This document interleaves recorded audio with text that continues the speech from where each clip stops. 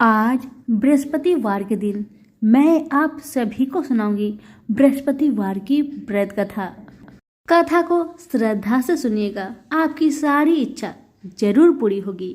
तो प्रेम से बोलिए बृहस्पति देव की जय हो। बृहस्पतिवार को बृहस्पति देवता का व्रत इस दिन रखा जाता है। दिन में केवल एक ही बार भोजन किया जाता है। इस दिन पीले वस्त्र धारण करके शंकर भगवान पर पीले उड़द और चने की दाल चढ़ानी चाहिए और बृहस्पति की कथा सुनकर भोजन करना चाहिए। इस व्रत के करने से विद्या, धन, पुत्र तथा अक्षय सुख प्राप्त होता है। उन्हें इस दिन केले के वृक्ष की सादर पूजा करनी चाहिए। कथा। एक नगर में एक साहूकार रहता था। उसके पास धन धान्य बाल गोपाल की कोई कमी न थी, लेकिन साहूकार ने कंजूस थे। वह कभी किसी भिखारी को भीख नहीं देती थी। उसकी इस हरकत से सभी परेशान थे। एक बार ऐसा संयोग हुआ कि एक पहुंचे हुए सिद्ध पुरुष उस साहूकारनी के यहाँ भिक्षा मांगने पहुंचे। उस समय वह साहूकारनी अपना आंगन लिप रही थी। अतः सिद्ध महाराज से कहने लगी, महात्मा, इस समय तो मैं काम कर रही हूँ, मुझे अवकाश नहीं है, आप फिर दर्शन कीजिएगा। साधु बाबा दुआ देते हुए चले गए। कुछ दिनों बाद वे पुनः पधारे। उस समय साहूकारनी अपने पोते को खिला रही थी, अतः उसने भिक्षा देने में फिर असमर्थता दिखाकर साधु बाबा को फिर कभी अवकाश के समय आने को कहा। इस बार भिक्षुक का माथा ठनका। उसे साहूकार ने उस समय भी घर के किसी काम में अपने को व्यस्त रखने की कोशिश कर रही थी। इस बार तो साधु बाबा बहुत क्रोधित हो गए और क्रोधित हुए साधु बाबा ने साहूकारनी से कहा कि मैं तुम्हें कुछ उपाय बताता हूँ। यदि तुम अवकाश चाहती हो तो बृहस्पति को देर से उठा करो। सारे घर में झाड़ू लगाकर कूड़ा एक और इकट्ठा करके रख दिया करो। उस दिन घर में चौका न लगाया करो। स्नान आदि करने वाले इस दिन हजामत अवश्य बनवाया करे। भोजन बनाकर चूल्हे के पीछे रख दिया करो। शाम को काफी अंधेरा छा जाने के बाद दीपक बत्ती जलाया करो तथा इस दिन भूल कर भी न तो पीले वस्त्र धारण किया करो और न ही कोई पीली चीज खाया करो। साधु के चले जाने के बाद साहूकारनी वैसा ही करने लगी। धीरे धीरे बृहस्पति की अपेक्षा के अशुभ परिणाम उसके घर में उजागर होने लगे। इसके एक सप्ताह बाद वही साधु बाबा भिक्षा के लिए पुनः पधारे। उस समय साहूकारनी हाथ पर हाथ धरे खाली बैठी थी। बाबा से भिक्षा मांगी तो वह फूट फूट कर रोती हुई कहने लगी, महात्मा, मैं आपको भिक्षा कहाँ से दूं? अब तो घर दर्शन करने के लिए भी अन्न के दाने नहीं है। साधु बाबा बोले, माई, तेरी माया समझ में नहीं आती। पहले तो तेरे घर में सब कुछ था, मगर फिर भी तू भिक्षा को भीख नहीं देती थी, क्योंकि उन दिनों घर के काम धंधों से तुझे फुर्सत नहीं थी और अब तो फुर्सत ही फुर्सत है। फिर भी तू दान देने में अनाकारी करती है। अब तो साहूकारनी को समझने में देर ना लगी। सामने खड़े बाबा सर्वज्ञ और सिद्ध पुरुष है। उसने उनके चरण पकड़ लिए और पिछले व्यवहार के लिए क्षमा मांगी और वादा किया कि यदि आपकी कृपा से घर में फिर धन से भरपूर हो गया तो वह कभी किसी भिक्षुक को खाली हाथ नहीं जाने देगी। साधु बाबा को साहूकारनी पर दया आ गई। वे बोले, बृहस्पति को तड़के ही उठकर स्नान में निवृत्त होकर अपने घर का कोई आदमी हजामत न बनाए और उस दिन विशेष रूप से भूखों को भोजन कराना चाहिए। यदि तुम ऐसा करोगी तो जल्दी ही तुम्हारे दिन फिर जाएंगे और तुम्हारा घर एक बार फिर धन से भरपूर हो जाएगा। चाहुकानी ने वैसा ही किया। कुछ दिनों में उसके भले दिन फिर लौट आए। जैसे दिन बृहस्पति जी ने उनके फेरे, ऐसे ही वह हम सबके शुभ दिन शीघ्र ही लाए। सभी प्रेम से बोले बृहस्पति देव की जय हो। अब आइए सुनते हैं बृहस्पति देव की दूसरी कहानी। कथाओं को पूरा जरूर सुनिएगा। बृहस्पति देव भी आपकी इच्छा को जरूर पूरा करेंगे। बृहस्पति देव की जय हो। काफी पुरानी बात है।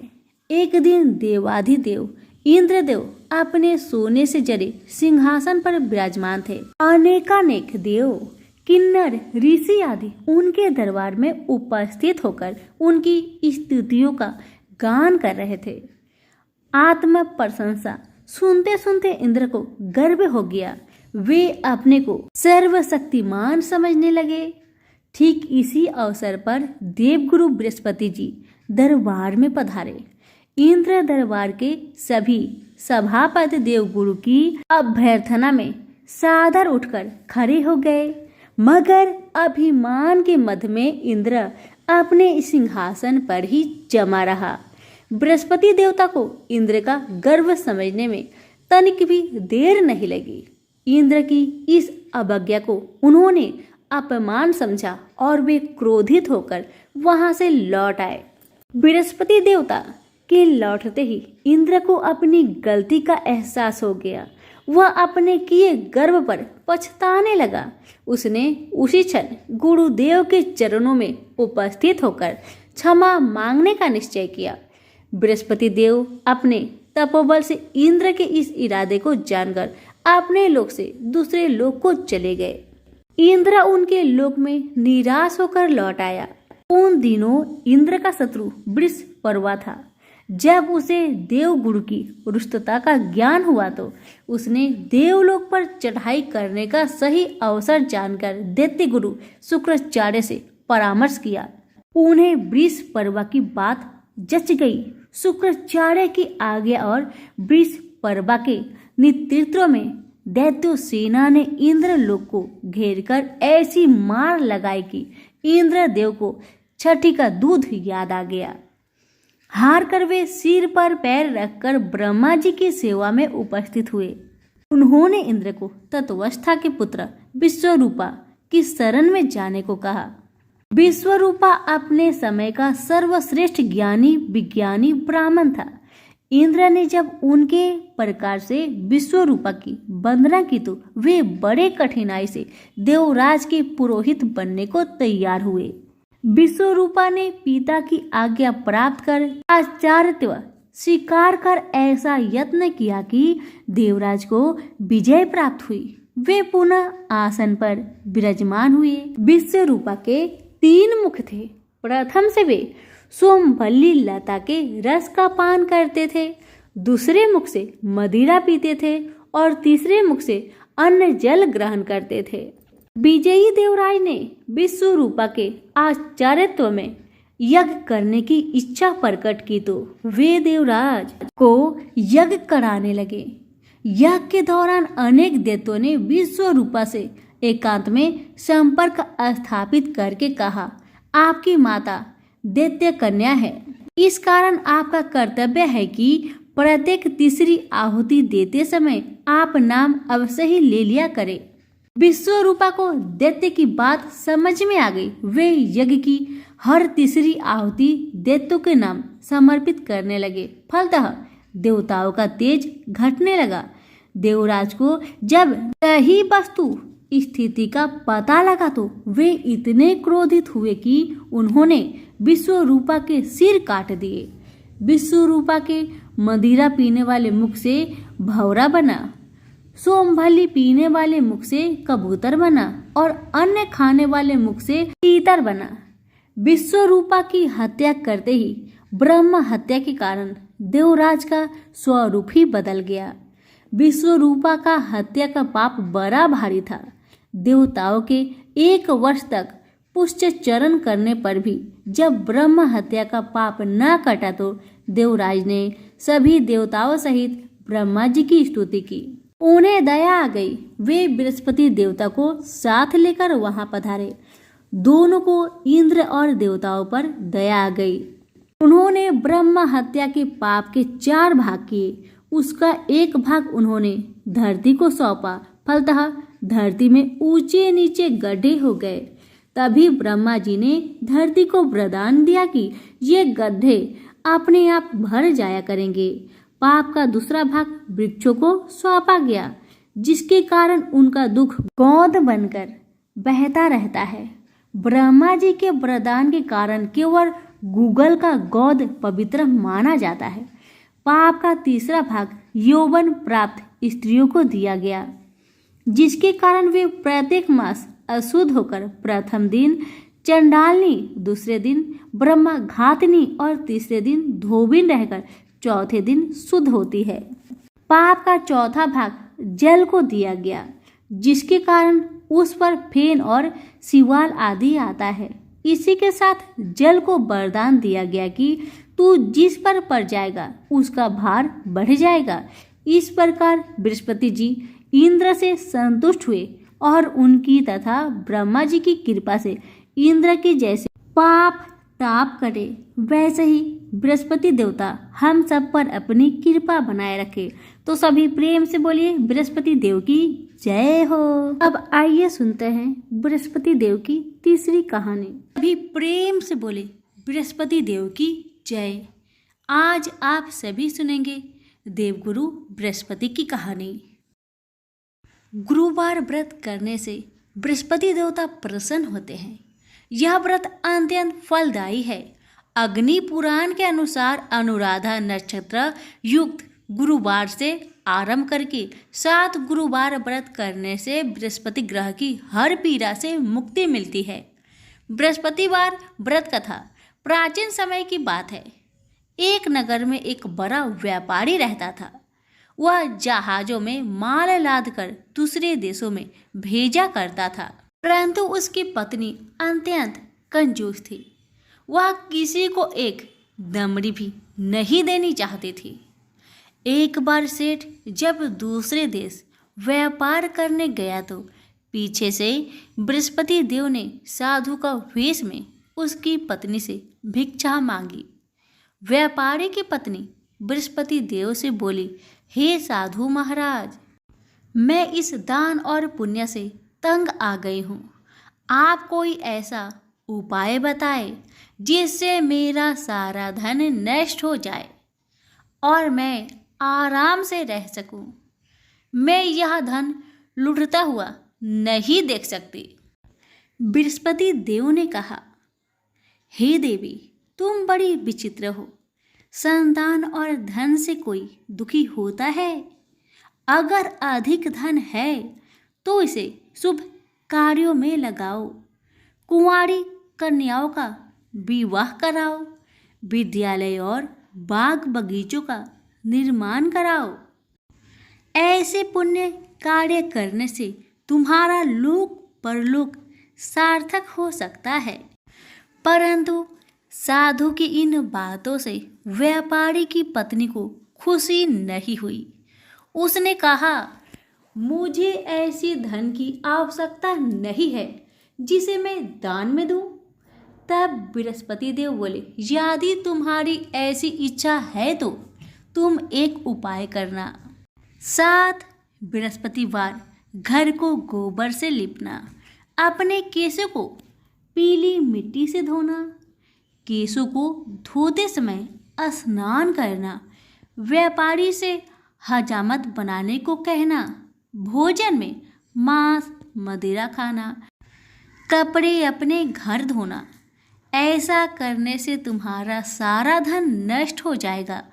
इतना कहकर बृहस्पति देव अंतर्ध्यान हो गए। व्यापारी की पत्नी ने बृहस्पति देव के कहे अनुसार 7 बृहस्पतिवार वैसा ही करने का निश्चय किया।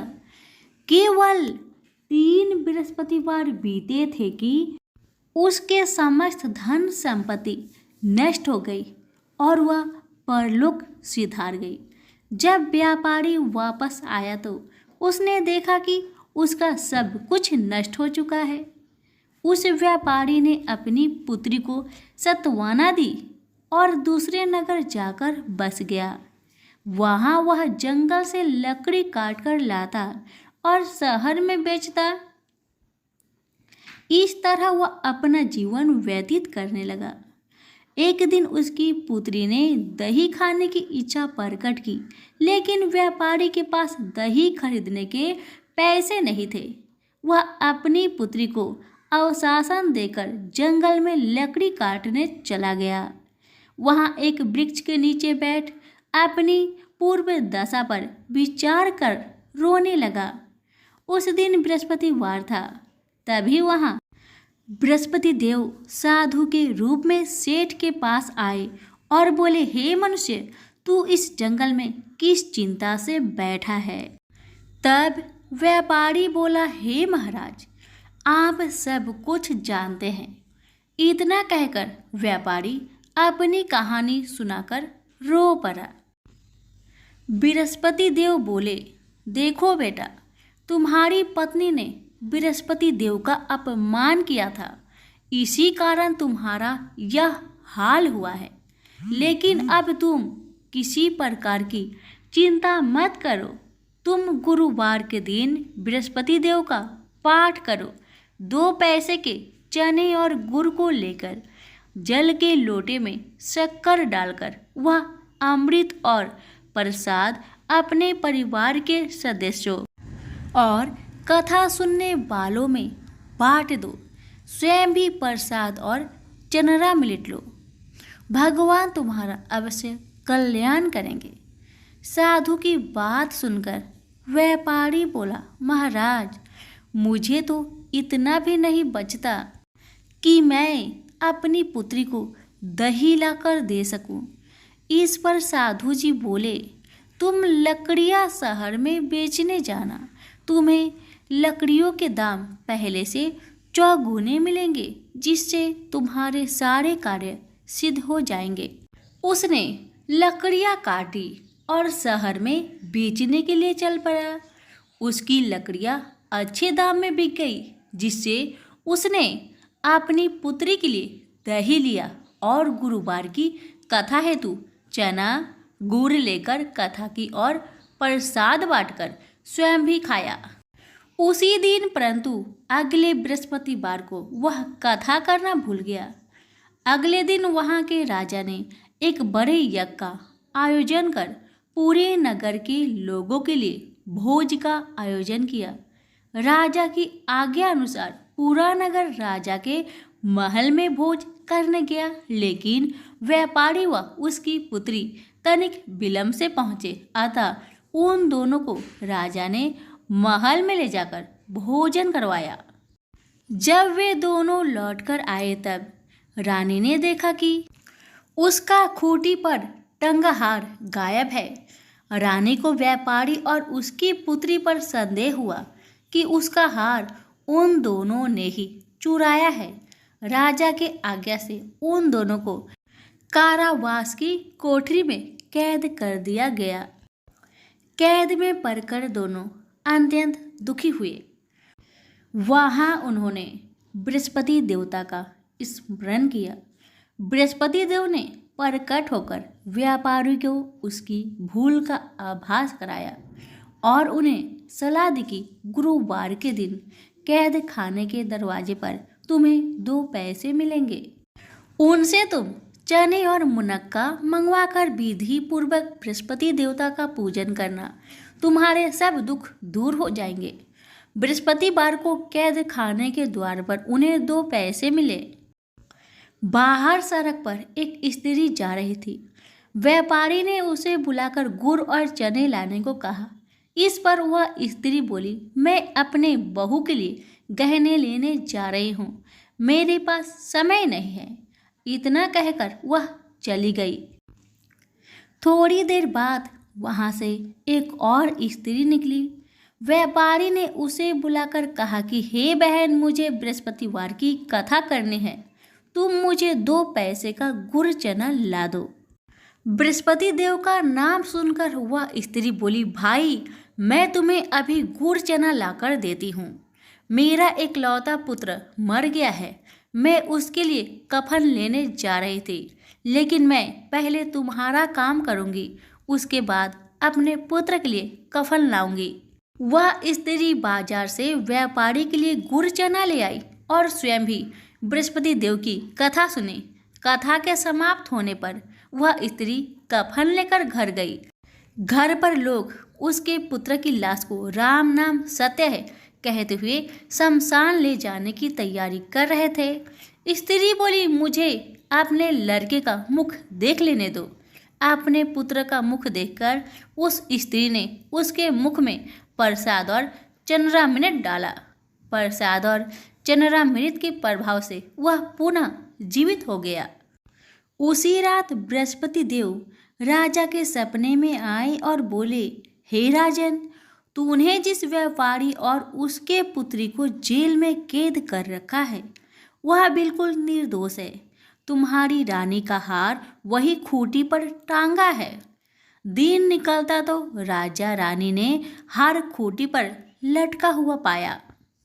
राजा ने उस व्यापारी और उसकी पुत्री को रिहा कर दिया और उन्हें आधा राज्य देकर उसकी पुत्री का विवाह उच्च कुल में कराकर दहेज में हीरे जवाहरात दिए।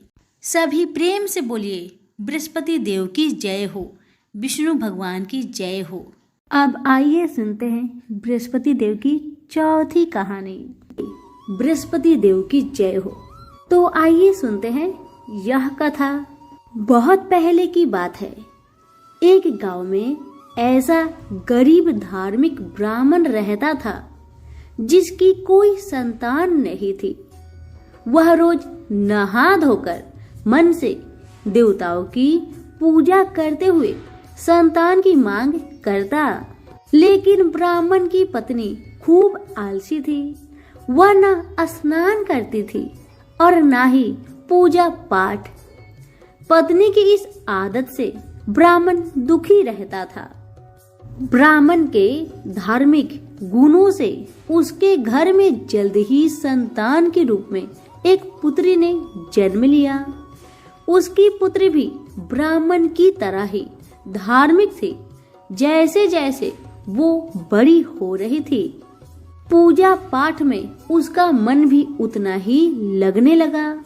वह हर रोज सुबह उठती, स्नान करती और भगवान विष्णु का ध्यान व जप करती थी। इससे ब्राह्मण के घर की गरीबी भी दूर होती गई। हर दिन पूजा पाठ करने के बाद वह पढ़ने के लिए स्कूल भी जाती थी। स्कूल जाते समय वह अपनी हाथों की मुट्ठिया में जौ भरकर स्कूल के रास्ते में गिराती थी। जब वह स्कूल से वापस घर के लिए आती तो गिराए गए जौ सोने में बदल जाते थे, जिन्हें उठाकर वह घर लेकर चली आती थी। तभी वहां आकर उसकी माँ ने कहा, बेटी, सोने के जौ को साफ करने के लिए सोने का सूप होना चाहिए। ब्राह्मण की बेटी को माँ की बात एकदम सही लगी। उसके अगले बृहस्पतिवार को उपवास रखने के बाद उस लड़की ने बृहस्पति देव से सोने का सूप मांगा। ब्राह्मण की बेटी हर बार पूरे विधि विधान से बृहस्पति देव की पूजा अर्चना करती थी। इससे प्रसन्न होकर भगवान उसकी सारी इच्छाएं भी पूरी कर देते थे। इसी तरह उन्होंने सोने के सूप वाली प्रार्थना को भी स्वीकार कर लिया।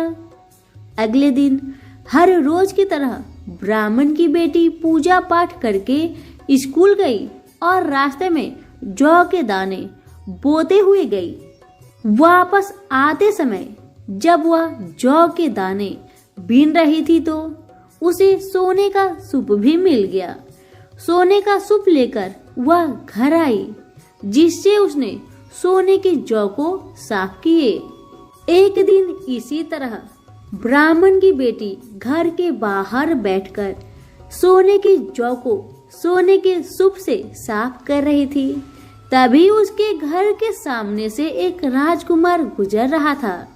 राजकुमार ब्राह्मण की बेटी को देखते ही उस पर मोहित हो गया। जब वह अपने महल पहुंचा तो ब्राह्मण की बेटी के मोह में उसने खाना पीना त्याग दिया। जब राजा को यह बात पता चला तो उसने राजकुमार से इसका कारण पूछा। राजकुमार ने अपने दिल का सारा हाल राजा को बताया। अगले ही दिन राजा अपने मंत्री के साथ ब्राह्मण के घर गया और ब्राह्मण के सामने उसकी बेटी का विवाह अपने राजकुमार से करवाने का प्रस्ताव रखा। राजा का प्रस्ताव सुनकर ब्राह्मण काफी खुश हो गया। उसने तुरंत ही विवाह करने के लिए हाँ कर दी। कुछ ही दिनों में राजकुमार और ब्राह्मण की बेटी की शादी हो गई। इधर ब्राह्मण की बेटी शादी के बाद अपने ससुराल चली गई। उधर ब्राह्मण फिर से गरीब होने लगा। उसके बुरे दिन दोबारा वापस आ गए। एक दिन ब्राह्मण अपनी बेटी से मिलने के लिए उसके ससुराल गया। पिता की हालत देखकर उसने बहुत सारा धन देकर ब्राह्मण को विदा किया। बेटी का दिया हुआ धन कुछ ही दिनों में खत्म हो गया और ब्राह्मण गरीब की वजह से परेशान हो गया। ब्राह्मण फिर से अपनी बेटी से मिलने के लिए महल गया और उसने बेटी को सारी समस्याएं बताई। अपने गरीब ब्राह्मण पिता की बात सुनकर उसकी बेटी ने कहा, पिताजी, कल आप माँ को लेकर मेरे पास आए। मैं उन्हें बृहस्पति देव के उपवास और पूजन की विधि बताऊंगी। इसे करने से सारी समस्याएं दूर हो जाएगी। ब्राह्मण ने ऐसा ही किया। अगले दिन वह अपनी पत्नी को लेकर महल में बेटी से मिलने के लिए गया। पुत्री ने अपनी माँ को बहुत समझाया कि उन्हें आलस त्याग कर सुबह स्नान करना चाहिए और भगवान विष्णु की पूजा करनी चाहिए। लेकिन ब्राह्मण की पत्नी ने उसकी एक भी बात नहीं सुनी। वह अभी भी पहले की ही तरह रहती थी। माँ की ऐसी हरकतों से तंग आकर एक दिन उसकी पुत्री ने माँ को एक कोठरी में बंद कर दिया। उसे जबरन सुबह स्नान करवाया और भगवान विष्णु की पूजा करवाई। इससे उसकी माँ की बुद्धि में सुधार हो गया। अगले ही दिन से ब्राह्मण की पत्नी सुबह उठती, स्नान करती और भगवान विष्णु की पूजा करती। साथ ही बेटी के बताए अनुसार हर बृहस्पतिवार के दिन वह उपवास भी करने लगी। इससे प्रसन्न होकर बृहस्पति देव ने उसकी सारी गरीबी और समस्याएं दूर कर दी। फिर वह एक सुखी और संपन्न जीवन जीने लगी। इस व्रत के प्रभाव से मृत्यु के बाद ब्राह्मण और उसकी पत्नी को स्वर्ग का द्वार भी मिला। तो सभी मिलकर बोले, विष्णु भगवान की जय हो। अब मैं आप सभी को सुनाऊंगी पांचवी कथा। और पांचवी कथा है हमारी विष्णु जी और तुलसी माता की। श्री पद्म पुराण में तुलसी को पूर्व जन्म में जालंधर नामक दैत्य की पत्नी वृंदा बतलाया गया है। जालंधर को लोकहित में मारने के लिए भगवान विष्णु को सालग्राम बनना पड़ा। इसलिए इसको समस्त ब्रह्मांड भूत नारायण का प्रतीक माना गया है। भगवान विष्णु के वरदान से वृंदा को तुलसी का पौधा बनना पड़ा, जिसे सर्वत्र पूजा जाता है। ऐसा कहा जाता है कि वृंदा की भक्ति और विष्णु के प्रति उसका समर्पण ही तुलसी की पत्तियों में सुगंध बनकर आया है। भारतीय नारी तुलसी को सौभाग्यदायिनी मानकर उनकी पूजा और व्रत करती है। कथा। इस पर्व की कथा का उल्लेख श्री पद्म पुराण में इस प्रकार हुआ है। प्राचीन समय में जालंधर नामक एक दैत्य ने अपनी उत्पातों के कारण सभी को भयभीत कर रखा था। उसकी पत्नी वृंदा रूपवती होने के साथ एक पतिव्रता स्त्री थी। उसी के प्रताप से वह सर्व विजय बना हुआ था। उस दैत्य से भयभीत होकर ऋषि मुनि और देवतागण भगवान विष्णु के पास अपनी विपदा सुनाने पहुंचे तो उन्होंने वृंदा का पति धर्म भंग करके उसका बल छीन करने का निश्चय किया। भगवान विष्णु ने अपनी योग माया से एक मृत शरीर वृंदा के आंगन में फेंकवा दिया। उसे अपने पति का शरीर समझकर वृंदा ने उसका आलिंगन कर लिया। इससे उसका पति धर्म नष्ट हो गया, जबकि उसका पति तो देवलोक में इंद्र से युद्ध कर रहा था। इधर वृंदा का अस्तित्व नष्ट हुआ तो उसका पति युद्ध में हारकर मृत्यु को प्राप्त हुआ। जब वृंदा को वस्तु स्थिति ज्ञात हुई कि यह सब भगवान का छल कपट था, तो उसने क्रोधित होकर भगवान विष्णु को श्राप दे दिया कि जिस प्रकार तुमने मुझे छल से पति वियोगी बनाया है, ठीक उसी तरह तुम भी अपनी पत्नी का छल पूर्वक हरण होने पर उसके वियोग में सहने के लिए मृत्यु लोक में जन्म लोगे। इतना कहकर वृंदा अपने पति के शव के साथ उसके वियोग में तड़पती हुई सती हो गई। कालांतर में राम अवतार के समय भगवान राम को सीता का ऐसा ही वियोग सहन करने पड़ा। पार्वती ने वृंदा की भस्म में तुलसी, आंवला और मालती के वृक्ष लगाए। इनमें से तुलसी को भगवान विष्णु ने वृंदा का रूप समझकर अपनाया। कुछ लोग यह भी मानते हैं कि भगवान विष्णु ने छल से वृंदा का अस्तित्व भंग कराया था, तो उसने उन्हें पत्थर बनने का श्राप दिया था। इस पर भगवान विष्णु ने कहा, तुम मुझे लक्ष्मी से भी ज्यादा प्रिय हो गई हो। यह सब तुम्हारे अस्तित्व का ही फल है कि तुलसी बनकर तुम सदा मेरे साथ रहोगी। जो भी तुम्हारे साथ मेरा विवाह करेगा वह परम धाम को प्राप्त होगा। यही कारण है कि सालग्राम की पूजा बिना तुलसी दल चढ़ाई अधूरी मानी जाती है। इस प्रकार स्त्रियां प्रतिवर्ष तुलसी का विवाह भगवान विष्णु की प्रसन्नता पाने के लिए कराती है। सभी प्रेम से बोले तुलसी माता की जय हो। अब आइए सुनते हैं बृहस्पति जी की आरती। ओम जय बृहस्पति वार देवा, जय बृहस्पति वार देवा, छिन छिन भोग लगाओ फल मेवा। ओम जय बृहस्पति वार देवा, तुम पूर्ण परमात्मा, तुम अंतर्यामी, जगत पिता जगदेश्वर, तुम सबके स्वामी। ओम जय बृहस्पति वार देवा, चनरा मृत निज निर्मल, सब पातक हरता, सकल मनोरथ दायक, कृपा करो भरता। ओम जय बृहस्पति वार देवा, तन मन धन अर्पण कर जो शरण परे, प्रभु प्रकट तब हो करे, आदर द्वार खरे। ओम जय बृहस्पति वार देवा, दीन दयाल दयानिधि, भक्तन हितकारी, पाप दोष सब हरता, भाव बंधन हारी। ओम जय बृहस्पति वार देवा, सकल मनोरथ दायक, सब संचय तारो, विषय विकार मिटाओ, संतन सुखकारी। ओम जय बृहस्पति वार देवा, जो कोई आरती तेरी प्रेम सहित गावे, ज्येष्ठानंद बंद सो निश्चय पावे। ओम जय बृहस्पति वार देवा। सभी प्रेम से बोले बृहस्पति देव की जय हो।